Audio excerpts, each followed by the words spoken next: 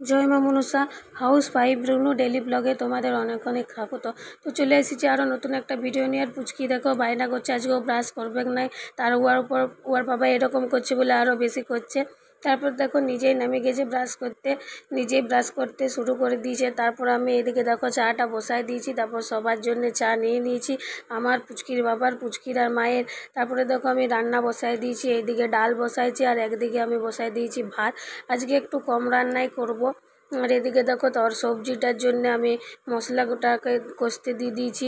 আর আজকে যেহেতু মঙ্গলবার আর আমাদের মনসা ঠাকুর আছে, তো পুচকির বাবা ও সকাল থেকে উপাস করে থাকে, রাত্রে ঠাকুরকে দুধ কলা দিয়ে আর খিচুড়ি হোক বা কোনো অন্য ভোগ হোক দিয়ে পরে তারপর খায়, তার জন্য একটু রান্নাই করেছি। আর দেখো দেখতে দেখতে আমার মশলাটাও কষে গেল। মশলাটা কষানোর পর দেখছি পুচকি ফ্রিজ দিকে সব জিনিস ফেলে দিয়েছে, আবার বকছি তো দেখো পেছনটাতে কেমন লুকায় দিয়েছে ফ্রিজে। তো এটা একটু বেসনের বড়া করব, মানে পুচকির জন্যে, আমরাও খাবো। আর যেহেতু একটু ফুলুরির মতো করব তাই পাতলা করে বেসনটা মাখিয়েছি। তো দেখো ফুলুরিটা রেডি হয়ে গেছে, গরম গরম ফুলুরিটা নামার পর দু একটা খেয়েও নিয়েছি। তারপর দেখো স্নান করে নিয়েছি, আর স্নান করে এসে পরে দেখছি পুচকি ঘুমায় গেছে। অনেক চেষ্টা করলাম উঠানোর, কোনো মতে উঠলো না।